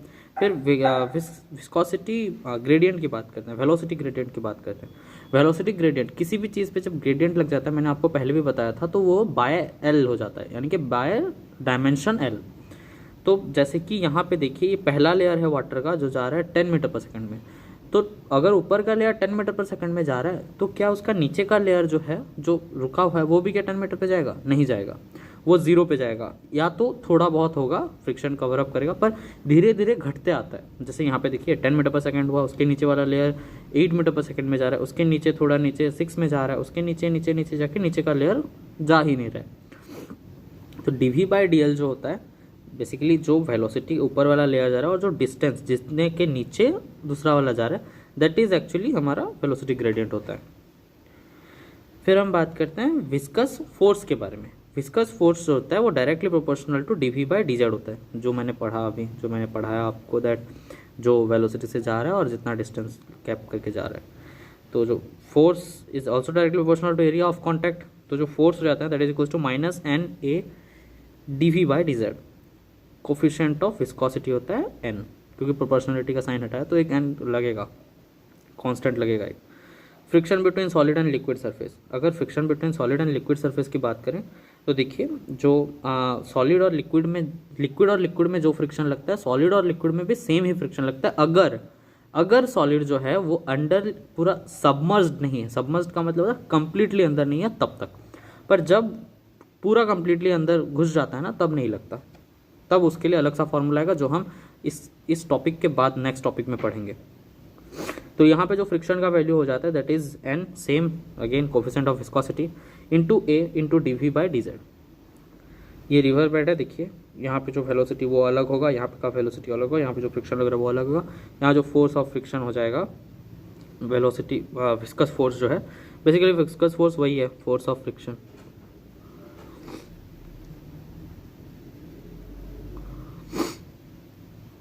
वही फ्रिक्शन जो पीछे की तरफ धकेल रहा है। वेलोसिटी ग्रेडियंट के बारे में भी जान लिया और विस्कोसिटी के बारे में भी जान लिया। सो इतना ये छोटा सा टॉपिक था, दैट्स इट।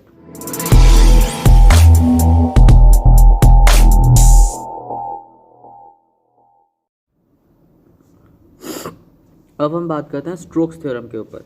स्टोक्स थ्योरम क्या होता है कि जब सॉलिड मूव्स थ्रू लिक्विड, अब देखिए अंदर पूरा सबमर्ज्ड हो गया ये पूरे लिक्विड के अंदर, तो जब सॉलिड कंप्लीटली लिक्विड के अंदर सबमर्ज हो जाता है तो जो विस्कस फोर्स है वो दूसरे तरफ एक तरफ लगता है और मोशन इधर हो रहा होता है। तो जो फ्रिक्शन है उसका वैल्यू कितना हो जाएगा, अब वो निकालेंगे हम।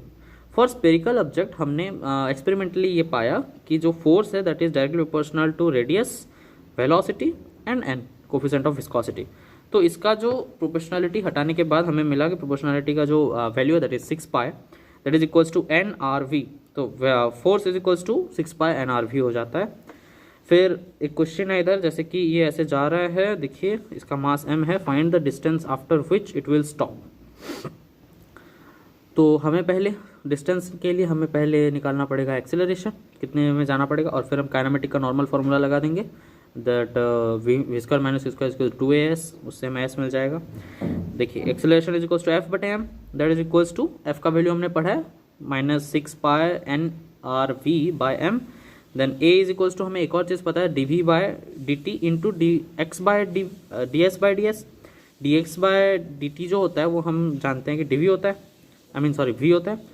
तो acceleration is equals to v dv/ds भी होता है, is equals to v dv/ds। ये एनालिटिक्स में आप पढ़ चुके होंगे। This implies acceleration by mass, जो वैल्यू था हमारा उसने पुट कर दिया हमें, और वेलोसिटी कट गया हमारा। फिर हमने ये किया कि माइनस के का value is equals to dv/ds, हमें ये पता चल गया। इसको एक्चुअली हमने k लिया, लेट दिस बी k।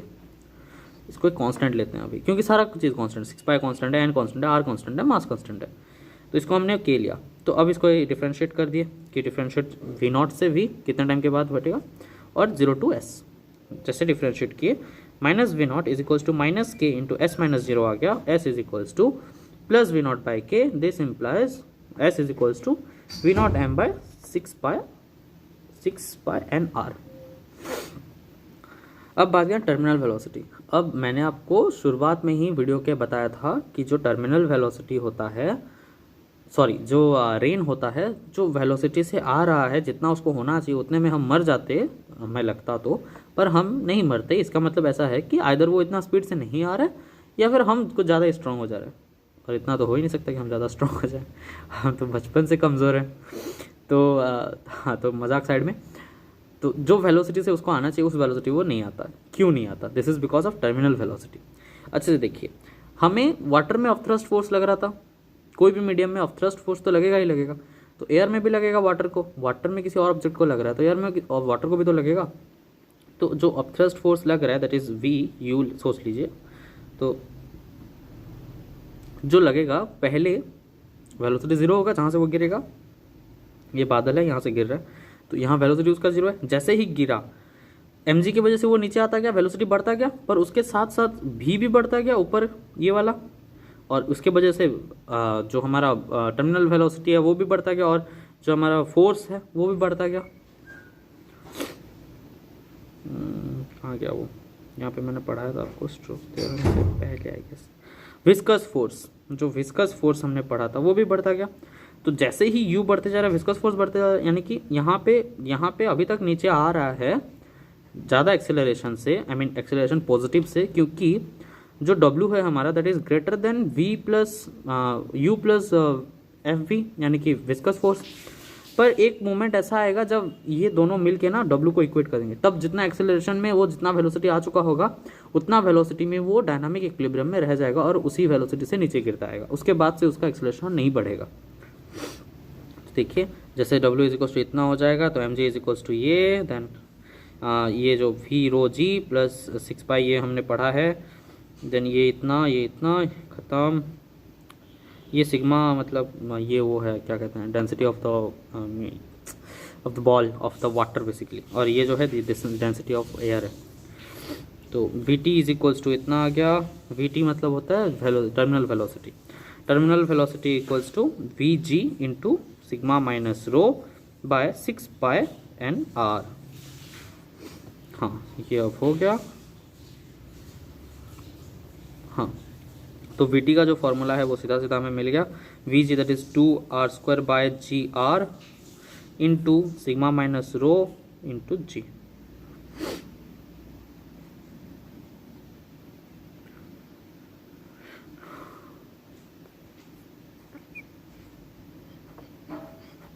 हाँ, फिर आते हैं इसमें। अगर सोचिए कि डेंसिटी ऑफ फ्लूइड जो है वो ज़्यादा है डेंसिटी ऑफ स्पीयर से, तो क्या हो जाएगा? vt नेगेटिव हो जाएगा, राइट? जैसे अगर हाइड्रोजन का जो बैलून होता है वो नीचे गिर रहा है तो एक पॉइंट के बाद उसका एक्सेलरेशन खत्म हो जाएगा और वो ऊपर उड़ना शुरू हो जाएगा, यानी कि वेलोसिटी जो नीचे आ रहा था वो ऊपर लगने लगेगा, right? Example, air bubble in water. Air bubble in water कैसा होता है? जैसे नीचे होता है पर उसका वेलोसिटी नेगेटिव में लग रहा है क्योंकि उसमें जो उसका जो डेंसिटी है वो कम है, तो वो ऊपर उठता जा रहा है, अब थ्रस्ट लग रहा है उसको। सेम ही चीज़ होगा, जैसे यहाँ ऐसे कोल्ड ड्रिंक का बोतल होता है, यहाँ पे एयर बबल्स ऐसे ऊपर ऊपर उठ रहे होते हैं ना सब, सेम केस है ये। इतना में ख़त्म। फिर हम देखते हैं सरफेस टेंशन के बारे में।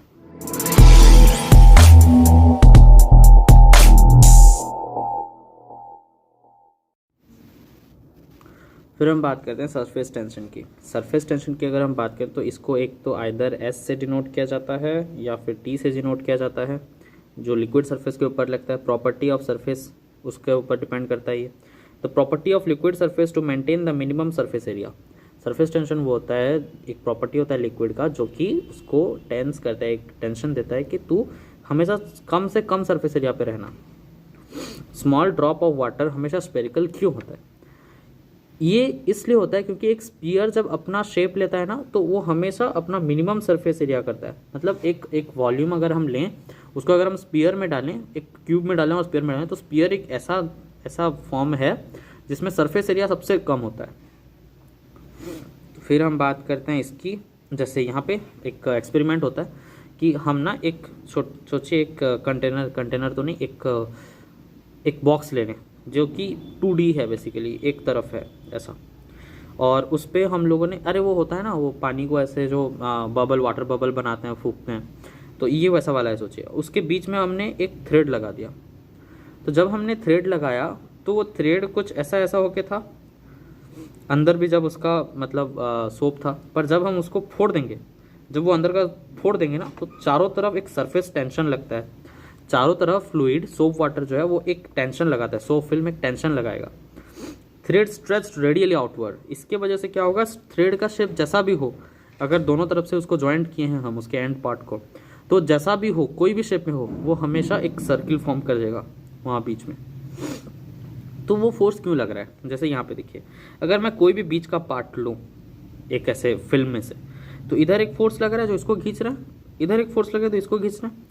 That is S is equals to perpendicular F perpendicular upon L, then this implies F perpendicular is equals to S into L। Force जो लगे that is equals to surface tension into length, जितना length का है। जैसे यहाँ पे एक और एग्जांपल है कि यहाँ अगर हम एक मूवेबल ये लगाएं, बार लगाएं, और इधर ऐसे सोप फिल्म लगाएं, तो ये जब हम इसको लगाएंगे ना, तब क्या होगा, ये अपने आप ही इधर आता चला जाएगा, इस डायरेक्शन में आता चला जाएगा। क्यों ऐसा स्लाइड क्यों होगा, स्लाइड इनवर्ड क्यों, क्योंकि एक फोर्स लग रहा है जो सोप फिल्म लगा रहा है। जैसे कि वाटर का जो सरफेस टेंशन होता है वो है 0.75 और सोप का जो होता है दैट इज 0.3। फिर यहाँ पे देखिए एक क्वेश्चन है, तो हमने पढ़ लिया कि एक्चुअली जो फोर्स होता है उसका वैल्यू कितना होता है, F is equals to S into L होता है, ये पढ़ लिया हमने। ये क्वेश्चन हम आराम से कर सकते हैं उसके हिसाब से। तो अगर यहाँ पे ये मास है और ये अगर फोर्स लग रहा है तो सोप फिल्म, तो S is equals to 0.03 mm है, लेंथ दिया है 10 सेंटीमीटर का। तो find the value of M such that sliding wire remains in equilibrium. ये इक्विलिब्रियम में है, यानी कि mg will be equals to F into equal to S into L, surface tension into L। But एक बड़ा चीज़ यहाँ पे मैं आपको बताना चाहूँगा कि जो सोप लेयर होता है ना, वो हमेशा 2 लेयर फॉर्म करता है, क्योंकि वो बहुत ही ज़्यादा थिन होता है। तो एक लेयर इधर फॉर्म करे, देखिए मैं अलग अलग कलर, 2 कलर में इसीलिए बनाया क्योंकि एक पीछे तरफ एक लेयर फॉर्म करेगा, आगे तरफ एक लेयर। एक लेयर ने कितना दिया, S इंटू L फोर्स दिया, 2 लेयर कितना है, 2S into L। This implies M is equals to 2SL by G is equals to 2 into 0.0, ये खुद कर लेना यार, ये फॉर्मूला तो है, ये वाला इसका वैल्यू है, इसके जगह पुट कर देना है, L के जगह पुट कर देना और फिर आ जाएगा आपका मास का वैल्यू। अब सरफेस एनर्जी की बात करते हैं, हाँ लास्ट टॉपिक है। सरफेस एनर्जी की बात करें तो ये आइदर U से रिप्रेजेंट करते हैं और डेल्टा U से रिप्रेजेंट करते हैं। सरफेस एनर्जी क्या होता है, देखिए जब एक ऑब्जेक्ट लिक्विड में सरफेस पर होता है तो उसका जो फोर्स लग रहा होता है वो सिर्फ नीचे की तरफ लग रहा होगा, that is pressure of air भी लग रहा होगा नीचे की तरफ, इसको तब नेट फोर्स उसका नीचे की तरफ लग रहा है। पर जब वो नीचे आ रहा है तो उस पर जो बल्क लग रहा है, जब वो अंदर है, मतलब जो बल्क मतलब कहते हैं कि किसी के अंदर होना, कंप्लीटली अंदर होना, तो इसको क्या इक्विलिब्रियम में रह रहा है या नहीं, हर तरफ से इसको टेंशन लग रहा है, आई मीन सरफेस टेंशन लग रहा है। तो F not is equals to, ऊपर जब है तो F not is equals to downward है, पर यहाँ पे जब है तो F not is equals to 0 है। तो सरफेस मॉलिक्यूल मूव्स डाउनवर्ड, क्यों डाउनवर्ड जाता है, इक्विलिब्रियम मेंटेन करके जाता है।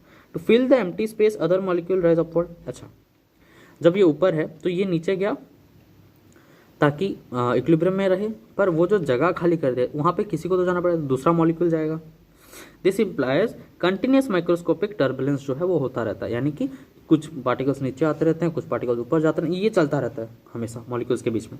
Surface molecule have more energy than inside molecule, obviously equilibrium में है तो कम एनर्जी होगा, इक्विलिब्रियम नहीं है तो ज़्यादा। और हमने अभी पढ़ा कि ऊपर जब होता है तो एक तरफ लग रहा होता है, तो इक्विलिब्रियम में नहीं है।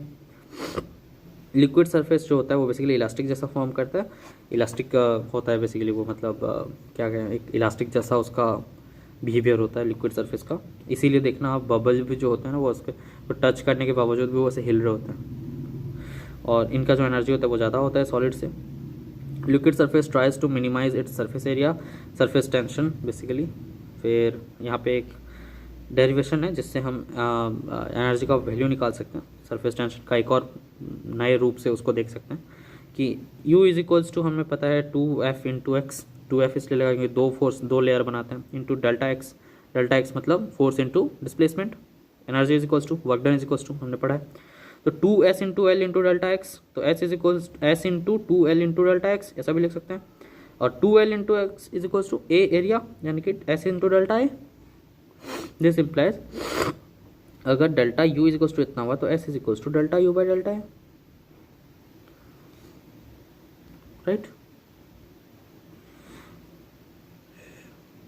अच्छा, ये डेल्टा ए कैसे आया ये देख लेते हैं एक बार। डेल्टा आया यहाँ से, देखिए पहले इनिशियल जो था उसका area that is equals to 2L into X, जब बढ़ गया final is equals to 2L into X plus delta X, X बढ़ा, डेल्टा एक्स बढ़ा ना, तो delta A is equals to 2L into delta X. Delta A मतलब final minus initial, जब final minus initial 2L तो common आ जाएगा, X plus delta X minus X, तो एक्स कट जाएगा और उसके बाद से सिर्फ डेल्टा एक्स रह जाएगा। तो यही तो था ये 2L इंटू डेल्टा एक्स। तो फिर ये जब यहाँ पे आया तो हमने इसको इसके जगह पे डेल्टा ए रख दिया।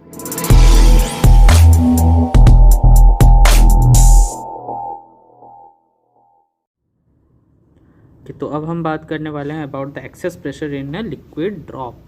तो जो लिक्विड ड्रॉप होता है उसमें एक्सेस प्रेशर की बात करें तो एक अलग सा प्रेशर लगता है, जैसे मैं अभी आपको बताता हूँ। देखिए यहाँ हमने एक ड्रॉप लिया, let this be a liquid drop, तो इसके अंदर है प्रेशर P1, इधर है pressure external, this is let see this is pressure internal.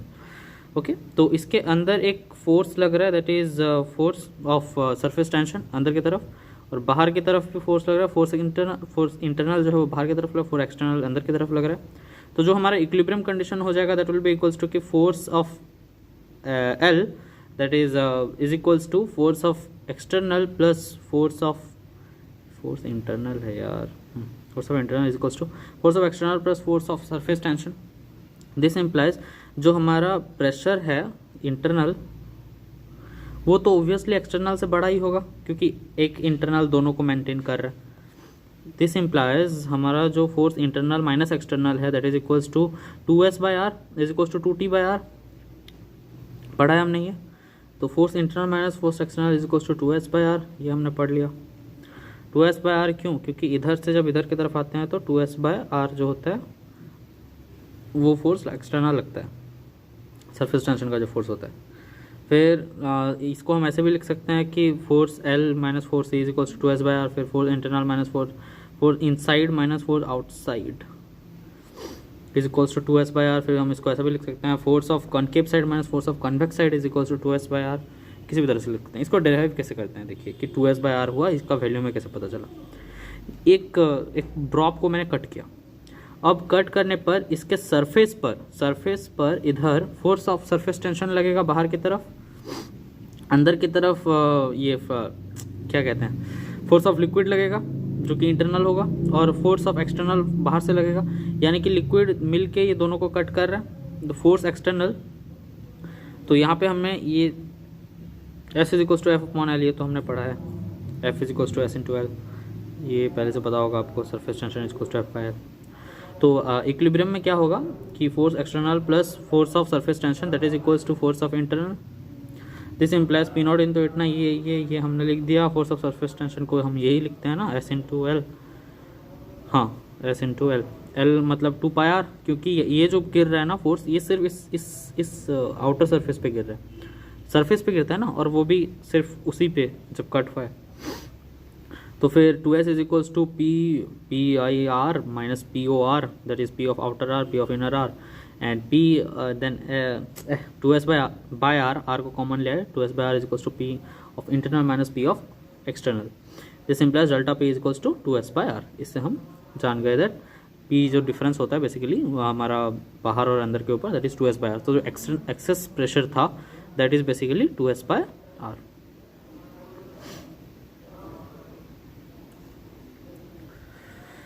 फिर हम बात करते हैं एक सोप बबल की। सोप बबल के केस में 2S by R 4S bye R हो जाए क्योंकि 2 लेयर फॉर्म करता है, ये हमने पढ़ा है। कॉन्टैक्ट एंगल की बात करते हैं। जब मैं कॉन्टैक्ट एंगल की बात कर रहा हूँ, contact angle theta tangent to the liquid surface and tangent to solid surface. जो कॉन्टैक्ट एंगल होता है, तो बेसिकली आपने देखा होगा कि जब भी हम एक कंटेनर लेते हैं उसमें एक पाइप या फिर कुछ डालें, तो कभी कभार क्या होता है, लिक्विड थोड़ा चढ़ जाता है पाइप के ऊपर या फिर लिक्विड अंदर घुस जाता है पाइप के साथ। सो दिस हैपन्स बिकॉज जो एक कॉन्टैक्ट एंगल है वो फॉर्म करता है liquid form a meniscus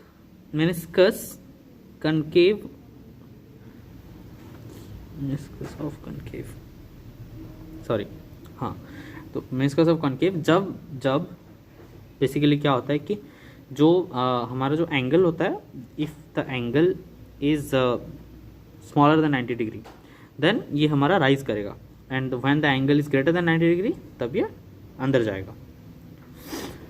convex meniscus होता है एक, और कनकेव मेनिस्कस होता है। कनकेव मेनिस्कस में हमारे पास आ जाएंगे impure water, then methyl iodide, और यहाँ पे आ जाएंगे मर्क्यूरी। तो बेसिकली जिसके डेंसिटी ज़्यादा होता है ना, आप ऐसे समझ सकते हैं कि जिसके डेंसिटी ज़्यादा होते हैं वो लोग अंदर की तरफ घुस जाते हैं, और जिसका डेंसिटी कम होता है वो ऊपर की तरफ उठ जाता है। This happens due to the cohesive and adhesive force. Cohesive और एडहेसिव प्रॉपर्टी पे भी डिपेंड करता है ये। जैसे मर्क्यूरी का क्या है, मर्क्यूरी अंदर घुस रहा है।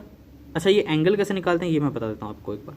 ये एंगल जो निकालते हैं ना, दिस इज थीटा जो होता है वो tangent to the liquid surface होता है and tangent to the solid surface होता है।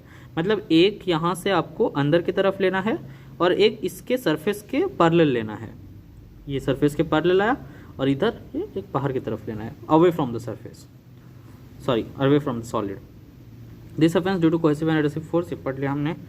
अच्छा, अब इसकी बात करते हैं। Liquid surface is always perpendicular to net force. देखिए इधर आ रहा है फोर्स ऑफ वाटर एंड इधर जो आ रहा है that is force between water and the basically the, क्या कहते हैं इसको हम, द ग्लास ट्यूब और समथिंग। तो जब इसके तरफ इधर का फोर्स इधर लग रहा है, इधर इसको इधर एक फोर्स लग रहा है और नीचे की तरफ एक फोर्स लगा है, तो इसका नेट ऑब्वियसली इन दोनों के बीच में जाएगा। अब देखिए एफ नेट जो है उसी के साथ परपेंडिकुलर फोर्स, यहाँ पे परपेंडिकुलर सरफेस फॉर्म किया है इसने। Liquid of surface always perpendicular to net force, यही तो लिखा है इधर।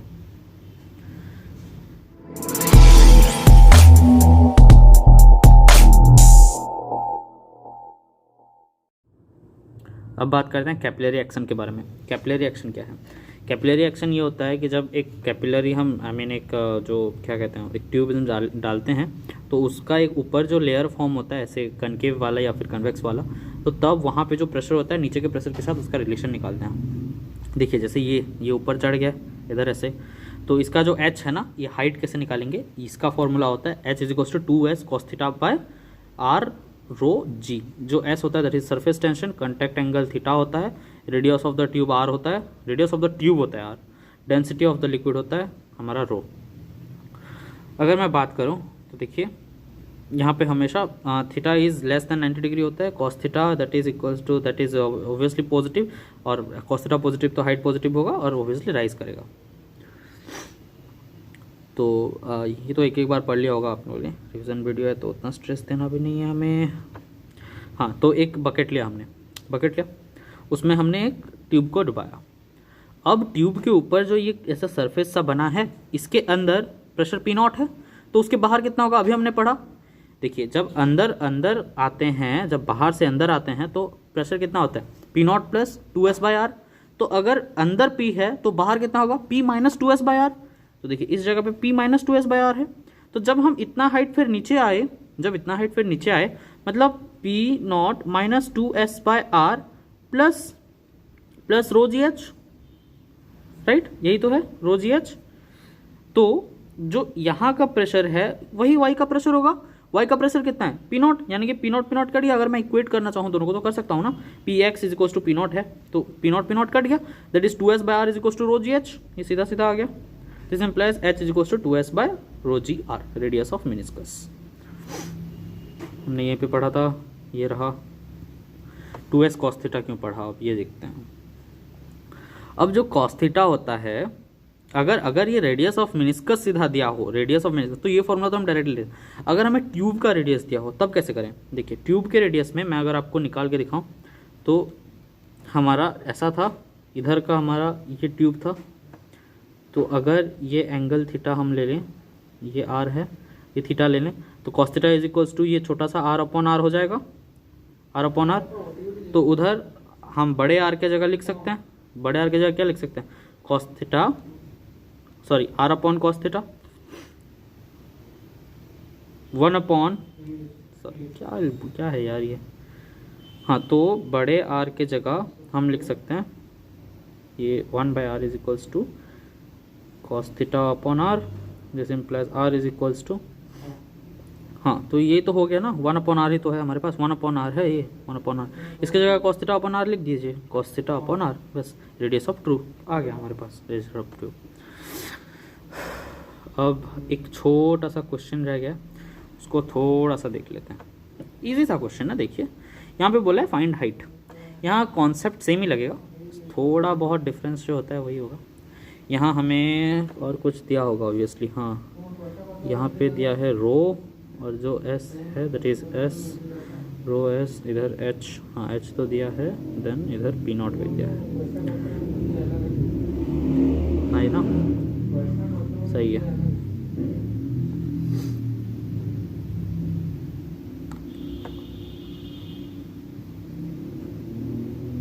चलिए इसको करते हैं।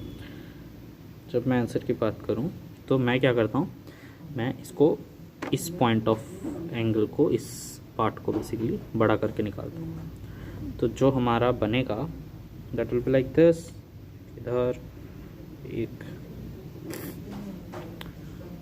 तो ये बात नहीं मानता यार ये टैबलेट, एक तो इधर, और जो हमारा मेनिस्कस है नीचे ले आते हैं, ओके, जो हमारा मेनिस्कस है वो काइंड ऑफ ऐसा बनेगा,